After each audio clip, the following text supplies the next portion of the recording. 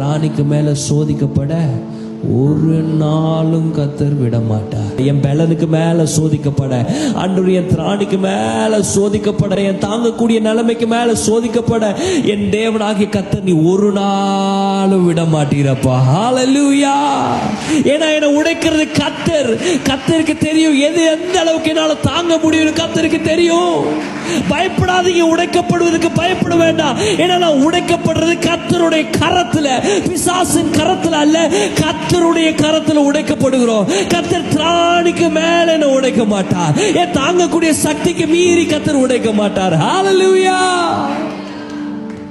ஏன்னா கர்த்தர் தான் அழகா உடைக்க முடியும்.